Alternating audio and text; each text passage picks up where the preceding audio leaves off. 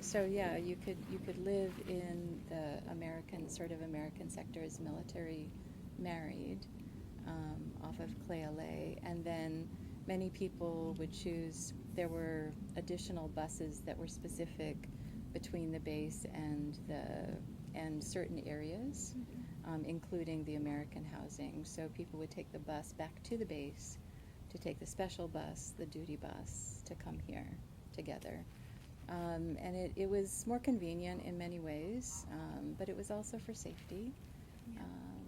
Some people, I and my husband, we both had German language training at the Defense Language Institute, so we chose to live with the Germans on Schlossstrasse, and we would either drive or take the bus, just depending on a variety of factors, timing, shifts, things. To the degree that we can tell you, yeah, each of us had a very specific focus area, and sometimes it depended on your language, the language that you were trained to know, and sometimes it was a particular skill in different areas, depending on the type of intelligence that you were involved with. So I can tell you that I learned German at the Defense Language Institute, and so the obvious answer is that I was focused on German language intelligence, and that's about as much as I can say. It's like, if you're up here and you're working, you talk amongst what you're working freely here, but like once you left here, even with people you worked with, you didn't discuss things that you worked on here. Even if you were married as Intel people, you didn't talk about it. And so where we worked like with a group of analysts, so we would have had a team of maybe 10 people. 10-ish. And then different people that did different jobs, they'd be in another section on the floor in the building of the groups that they worked in. Yeah. So, like Deb said, she was trained in the German language. I didn't have any language training, so I was just, you'd say just a straight analyst. So I think the only thing I could say is we just analyzed information and wrote reports. Reported. You It would be similar to a reporter, except that we were not allowed to ask more questions. We simply gathered information. We had an idea of maybe some ideas as to what may be evolving based on a few trigger things that would come our way, and then we would look at certain information and it began to create a theme or a story, and based on that we would report the facts too, and the reporting is to the obvious 3-letter agency. It was a very of ways that we would get that information. Yeah, and that's where we have to stop. About that. But the other thing I think that you can know about here is, so we were analysts, so you had analysts, you had language people, you had people that copied Morse code, and everybody worked in different sections of the building. And then, depending on what information they had, that information might combine. And you had Company A, which was more the language distinct people, and then you had Company B, and they were more the Morse code analyst people. And they always say, I don't know. Yeah. Well, no, it was actually more that people interacted by the team they were on, your schedule. So whatever schedule you were on, you rode the bus with those people, you saw those people all the time. So within the cantina, A, B, C, D together? No, just one team at a time. Okay. So if you were on Team 3, everybody that was here on your schedule was Team 3, with the exception that they had permanent, like, daytime people that worked Monday through Friday, 9 a.m. to 5 p.m.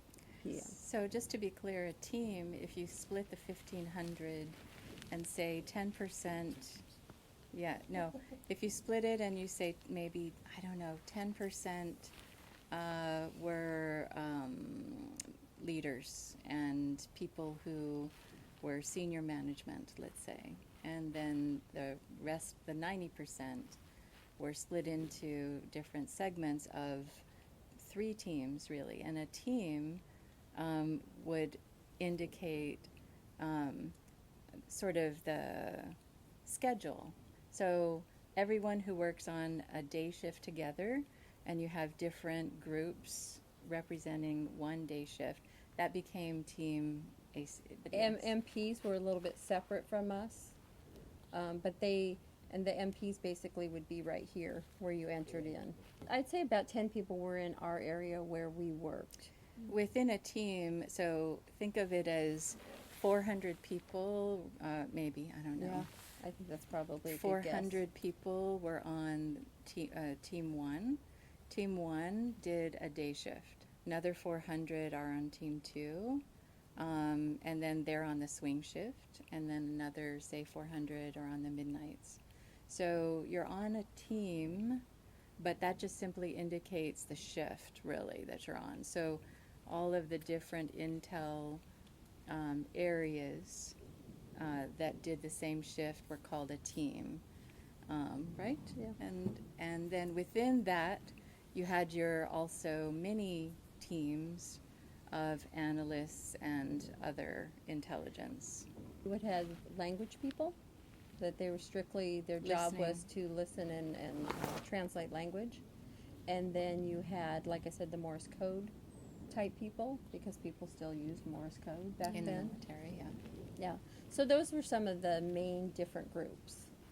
So far, so good. No cooperation. No, I think that they actually had maybe at higher levels where, you know, somebody that was maybe a captain or something, they would go have the conversation with the British. So there were some exchanges, but for like what we did, we didn't exchange with the British. The closest we ever came to exchanging really with the British was, we were telling Deidre when we did the tour, she was telling a story about the British wanting proper fish and chips. And I said, well, they used to have a thing that came up, and it came up only on the day shift, a certain time of day, and they called it Noffy. And it was this little truck that served little sandwiches and tea. And it came for the British people so they could come out and have their tea. But once the Americans kind of knew that there was food on the ground that was different than eating in the cafeteria, you would have your group would send somebody down to get 15 sandwiches and so many teas. And so it sounds funny, but that was kind of like a big deal. But that was the only part really that I would say we were ever around the British. That we were aware of. But was their food better? Yes. It was tea time. Tea and sandwiches and tea. Eclairs. Yeah. And Yeah, they had good stuff. You would come down. Yeah. If you heard the Noffy truck was here, you came down or What's you Noffy sent mean? some. I have no idea. It's all these years later, and I have no idea what Noffy means. Yeah. But to your original question, there were, of course, regular briefings that were more official. We were never involved with at our levels. I was a sergeant. She was a sergeant. So at our levels, it really went to the watch officers or the senior staff to present information. And who was in those meetings, we don't know. What information was shared, we're not sure.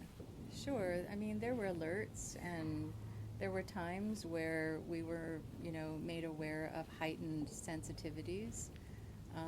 And there were times where we had to stand guard at the gates.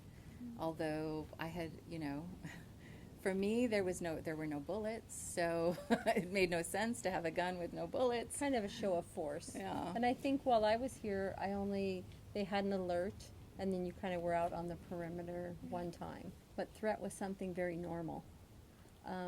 So the buses she was referring to that would go through like the headquarters area, or they'd go to Andrews Caserne, or they'd go to the family housing, they were called loop buses. And so one time I was to show a new person here, like how to get from point A to point B. And I was on a loop bus with her. And when you used to come through the gates at Andrews Caserne, before anybody either got off on buses, they had dogs that went around the bus, and they had mirrors that went under the bus. And the new girl that I was with said, "What are they doing?" And I said, "They're checking for bombs." And she went, and I thought, why didn't I react like that? That checking for bombs and threat always was just present. Yeah. I mean, yeah, you were in East Germany.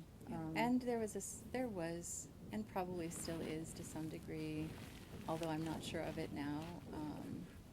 But while we were here in the early 80s, there was still some strong sentiments either for or against the Americans. And frankly, the sort of younger demographics seemed to be more against. Mm-hmm. And the folks who remembered the airlift were far more, I don't know, appreciative. I'm not sure at times we fully earned that appreciation, having seen, sort of drunken Americans sometimes on the Kudam. But still, it was clear it was a for or against. And even as I mentioned, I lived in an apartment on Schlossstrasse, and I can remember often, getting in uniform to take a bus to go to the barracks to catch the bus, and having drinks thrown on me, or I've been burned by cigarettes, or just horrible names, or things of that nature. Typically, it was by sort of younger folks passing by and just expressing themselves. So we just learned to be careful and appreciative of folks who, showed some resemblance of respect and honor. But then that required us as well to do the same. So when we were out, we tried to be respectful of things as well. But really, people, you're being very charitable saying they're expressing themselves by coming up and burning you. People would burn you with cigarettes? Yes. I'm so sorry. Yeah, well, it's it a gives little an bit almost appreciation. to be expected that you're in their land. Yeah. Which you can go, down the history and revisit all that piece by piece. But at the end of the day, you're an American, you're in Germany. That's And right. so that's, that switches things up a little bit. I'm We just were imagining clearly what, guests.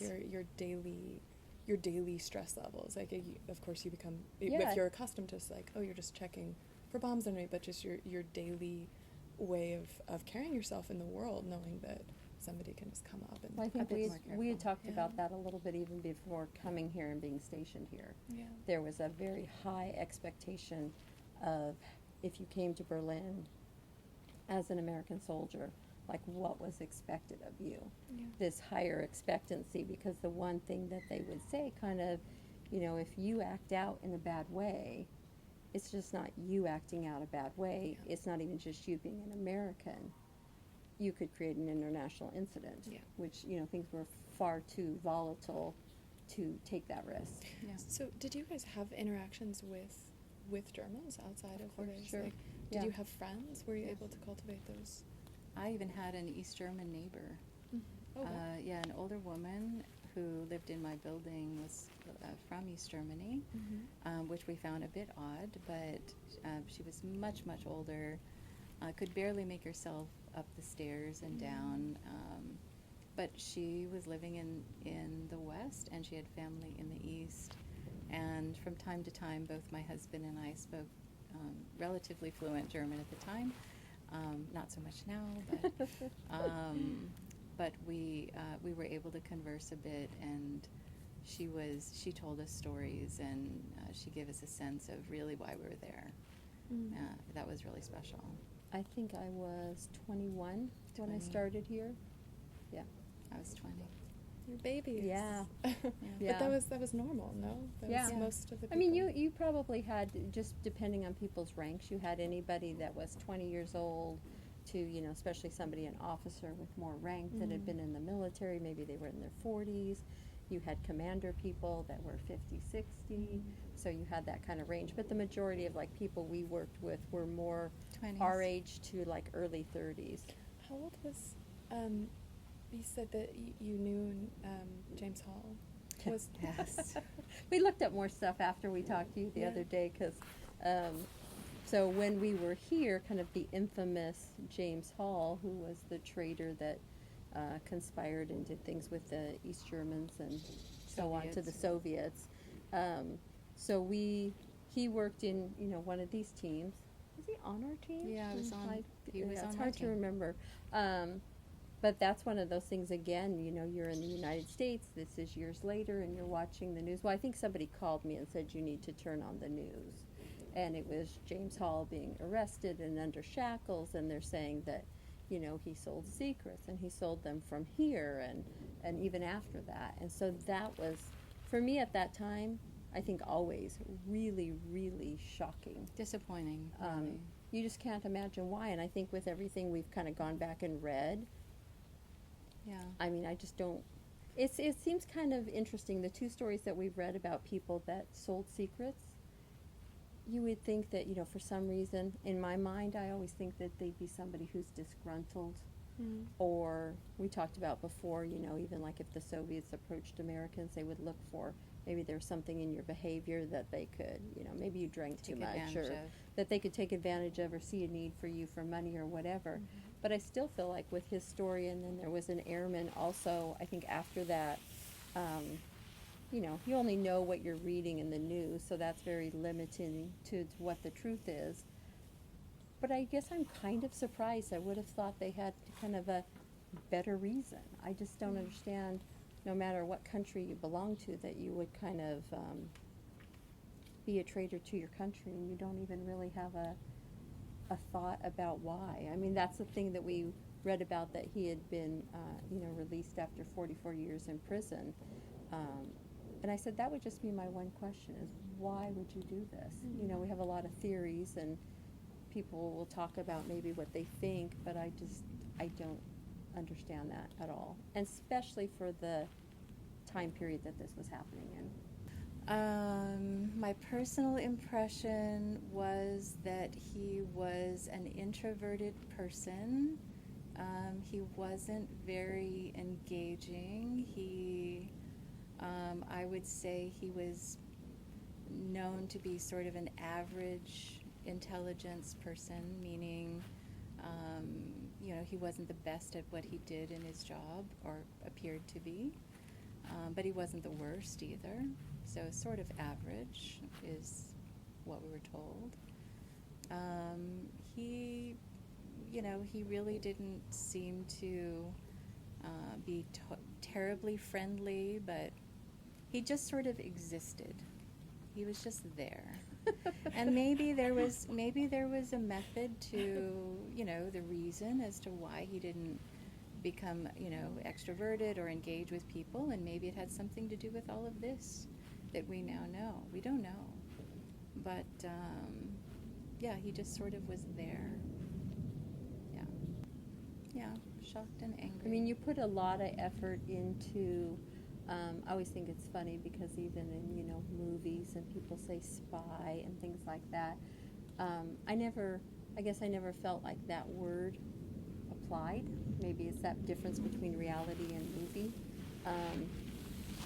But I just think that I always felt like it's a lot of, I think, good people with good intentions trying to do good work. This is something we talked about the other day, and I said I always felt with the work here, the phrase that I always put with it is peacekeepers. Sometimes I think when people think army, soldier, it's all arms, weapons. I've always felt with this and the work here, and I think that's part of the emotional reaction to being here, and then what's happened since, is I felt the intention was peacekeeping, to be informed, to be alert, to be, and I don't know, have knowledge. Just to be perfectly clear, I mean, before you could actually come here in particular, you had to go through many schools, many trainings, many places where you were weeded out, where you couldn't hide that you were, you couldn't hide that you maybe took drugs, or that you were, nefarious, that you weren't there to do, that you weren't here to do good things. Not that there was a psychological something or another, but maybe there was, subtly, because you had to go through so many trainings and pass so many tests, be physically and mentally capable to do something like this. For me, I went through the Defense Language Institute for almost a year to speak German, and then to training in different places, in Texas and Massachusetts, for different um, different intelligence types of trainings, and then finally here. I think pretty much more INSCOM at the time, Yeah. with the NSA being the overarching Agency. agency. mothership, Yeah. But I think those like NSA, ASA, all those seem to have interchanged over time periods. Yeah. Because even for me, looking back, I don't remember every detail of everything and what it was called, but kind of going back through and walking down some, websites and information, because they talked about, like, in 1957 is when it kind of started as far as this type of thing. And I think it might have even been in a different area of Berlin. So all of that just evolved over time. But for the time we were here, it would have been INSCOM. When we did the tour with Deidre, she talked about a woman she met that was here in 1971, and she was the only woman in all of here. When we were here in 81, I would say out of probably 10 people on our immediate team, maybe 4 to 5 women. So maybe 30 to 40% is a good, accurate description. Yeah. But- Overall. And still at that time was women in the military as equals was like a very new area. Because even when I went to basic training, it was some of the first, like a company of soldiers was intermixed with males and females. Where if they had females before, it was males only here, females only here. So when I first came in, was just the beginning of that mixing together. This question, though, but basically always, too, you came here and you worked, and it was kind of like an office job. So it wasn't like you worked in here and you were armed. What would be the action plan? Yeah, we honestly were talking about this the other day, and I said, I don't remember anybody talking about an action plan. Yeah. Which seems very strange to say, but I guess we were busy hoping and working so they didn't come. Okay. I mean, I'm sure there was an action plan somewhere, but I don't even recall what it would have been. I always say, even as far as like, exiting Berlin, if the Soviets came in, I always said in the military, it's only in the last 10 years really did they have the more of a conversation about women in combat. So when we were here, people would still say if something happened here, the women wouldn't be in combat, which was a stupid thing to say. I'm 110 miles within East Germany. What do you call that? So, I mean, there are things like that are kind of policies, but then depending on where you're at and what you're doing seem kind of like a ridiculous policy. We, to be candid, I think most of us, although everyone has perhaps different information to share, but for the most part, I would say most of us understood that that this would be a target in one form or fashion. So An easy target. a very easy target, and that there would be very little that we could actually do about it. Now, having said that, of course, I'm sure there was plans, should that happen, as to how and what and who, but that wasn't something that was shared with us. Nor did we ask. Maybe we were too afraid that, to ruminate on that. We never had Well- exercises or any practice runs in case. I'm sure there were plans and people that might have done that, but not at our level. Well, and even at that goes back to that question of worrying about it. Yeah. Honestly, I didn't. I mean, if I took a moment to really think about it and weigh out the odds, you could worry then. But I mean, is that every day where you lived, you just didn't take. I mean, you'd be worried all the time. Yeah. So. Had you been there in the document disintegration center? Do you know how they work? Jaws. Have Yeah. you done there? Well, we laughed when we went in there because it was a horrible job. Horrible job. Okay, tell me about it. Well, well, the funny thing is when we were taking the tour with Deidre, she was talking about maybe you had to have this job like if you showed up to work drunk, which we laughed because you didn't show up to work here drunk. I mean, you could show up somewhere else and be drunk and be in trouble, but you would never have walked in these doors and been that. So for what I remember, it was just a rotation. You know, I'm sure nobody with officer bars ever was in JAWS. You were but on a schedule every 6 months or so. I was here 2 years, and I did it once. Yeah. And it was a hot, stinky, Gross. messy, gross job. But you Yes. do it once, and you do it for like an 8-hour shift. And everything, where they have like the shredder, whatever was brought in, you just threw it in there. And then, like, you know, when you go in that back room, it shows kind of more like the pulp and everything. The only thing I remember after that, for some reason I remember things being burned. But I don't remember where that was at, or I don't know if it was just so hot in there that that's what I remember. Well, it was just this horribly hot, terrible job. I mean, you just, whatever they brought in, you threw in there. There was nobody was, Everything. Yeah, like everything got thrown in there. So people might think, oh, just a special, secret document. But I mean, if somebody had a napkin, it went in there too. Everything. Because Cigarette you just butts. you would never know what. Not food or, things that would be relevant to any sort of confidential information being shared. So, to some degree, I don't know if you recall this, they would pour the trash out on the front there, like almost a trash thing, and you had to kind of look through it a bit, and there would be cigarette butts and matchbooks and all kinds of things that had to go in, and we used these long gloves.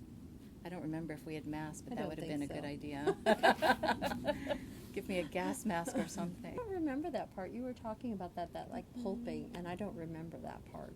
I mean, it's not Yeah. something that to my memory is clear. The people that were responsible for basically going through and putting the trash into the JAWS thing, that was our duty. And then there were other people whose regular duty was to take care of the pulp and everything from that point, which we never saw, nor were we involved with. So ours was simply, we were simply trash men, really. For one day a year. To With a make ton it, of fun. which sounds so glamorous, but Yeah, it was just an You had to do it. ugly, dirty job, but they signed you up for it, Yeah. so you went and did it. The furnace. Where I they pointed burned it out. it? Yeah. Yeah, no, we never went there. no, We had like a lot of emotional reaction, which I don't think was unexpected. was for me.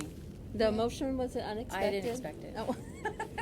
I didn't expect that sort of reaction. I view an important part of history, and I guess in my belief, the help Mm-hmm. that the work here did. And then there's just the people and the interaction. But I think one thing that's really overwhelming is the historical aspect of it and the purpose of it. But then a lot of course, personal, just in the people and the relationships you had with the people and the way you worked.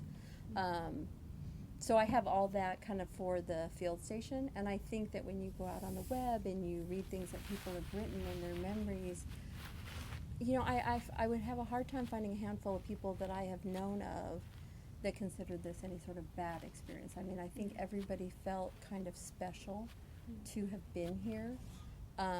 For me, I'm really glad that it's standing. I mean, like when we said the floor is original, to look at the floor, and that sparks a memory.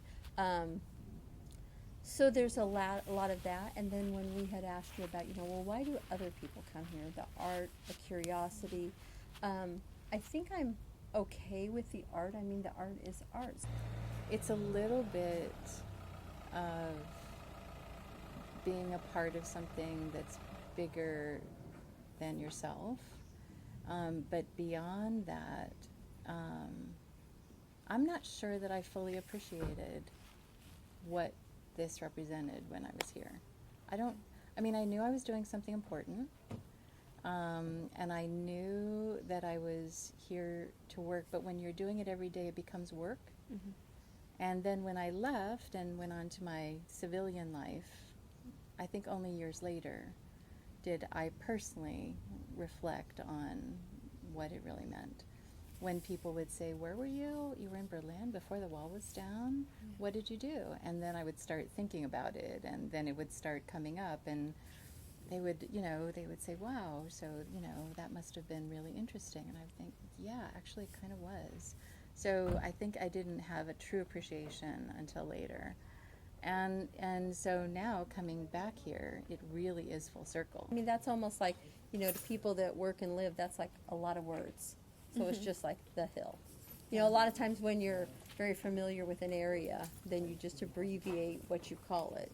Yeah. So, for us, this is the hill. But the thing that I was going to say is, so here there's so much that we did and we were involved in, but I think especially even just to come back to Berlin, because that was even as we came to do this trip, I said, to see and go see with my own eyes the wall down is huge. Huge. And maybe when you were here you didn't think about it as much because it just was what it was, but to come here and not have that division and not have the western part of the city surrounded by the wall and have a unified Germany, I mean, that was Huge. something in our lifetime that we said we need to see this and experience this rather than just see it on television, because it's that just holds so much. And even though we had daily reminders of it, I mean, it was in fact a wall. I can remember one, I don't remember if you came to this event, but there was a gathering at a friend's house who lived in the American married part of the city, and very near it was the wall, a piece, or rather a part of the wall, and across maybe 100 yards or a little further was a guard tower. So a death strip area. Yes, and I remember being at a party. Were you there? Yep. So I remember being at a party, and we were standing on the balcony, and of course we were young and stupid, and trying to catch the attention of the East German Guard in some way. I don't even remember how. Hello. But it was getting dark and dusk, and we sort of returned to our partying and food and whatever it was that we were doing, and then we heard something, and clearly someone was trying to now escape, and then there were sirens, and I always remember something blowing up. something blew up. Yeah. I was And going it to say just kind of- gunshots or I was like, there was like an explosion, and you weren't right there in front of you, but you heard it, and it was just like everything just stopped with the realization of, was that a landmine just going off on its own? Was it somebody there? Everyone just stopped what they were doing and looked at each other, and we all knew what had just happened. And I think there's something when you experience something together, whether it's college or an event together or a disaster together. When you experience something that requires so much emotion and sort of a daily understanding that you're doing something different, and you're doing it together, it creates sort of a brotherhood. There's a collegial thing. So even now, if I think I've met a handful of people who've been here, who worked here actually in my lifetime since I've left. And when I meet them, then there is sort of this instant bond of we have a special memory together, and I think that to be stationed here typically was 2 years, but like I said, a phrase in the military is re-up, like where you extend your stay. So I think in some circumstances, I mean, I did know people that were here for longer, because when it came time where their orders would change, they could say, can I stay here? But it's very normal in the military to be moved around. from field station to field station in particular. Yeah, or just even other units. But make no mistake, I mean, that's those are the moments in between when it's quiet and a long night and you're trying to stay awake and, keep your mind engaged. But when it was time, when something was important for us to pay attention, I would say, with a few exceptions, people were among the best in their jobs. at what they did Yeah. and what they were asked to do. And they were loyal. They would stay 24 hours, rest on a cot in the floor, on the floor, could be in the floor. On the floor, they would rest and they would get back up and keep going. Yeah, they were the best. Yeah. I'm Cris Taylor Tonasket. And I'm Deb Howinton. Then I was known as Deb Welty. I was an analyst, and actually the designator, which I think is pretty common, was a 98 Charlie. So they have MOS, which is like your job designation. So I was a 98 Charlie Yeah. here. And I was a German linguist analyst. Actually, yes, but more importantly, I was sent to language school for German. So I never had anybody approach me ever, but when I was here, I used to run a lot, like long distances. And so we lived at Andrews Kaserne, and there was Andrews Kaserne, and then the brigade of like infantry and support that lived here, they were at McNair Barracks. And I still don't remember how far apart that was, but I used to leave Andrews Kaserne, and I'd go to run, and I would run towards McNair and around and all these different spots. But they used to have, we actually called them smell-em cars, like smell. But they were small, dark, like black, four-door sedan with Soviets in them. Mm-hmm. So they would sit outside Andrews Kaserne, I'm sure as close as you could get to here. We assumed they were Soviets. And take your anyways. picture. Yeah. So they'd always say, your picture's on a bulletin board somewhere. But I thought, well, my picture's out there running, so. But you would see them often. That was not unusual. But I never had anybody personally approach me. Were there a lot of romances on the hill, though, between? Not There were more you. divorces than there were. Seriously, because, you know, if you were married and your significant other was not intel, you couldn't talk about work.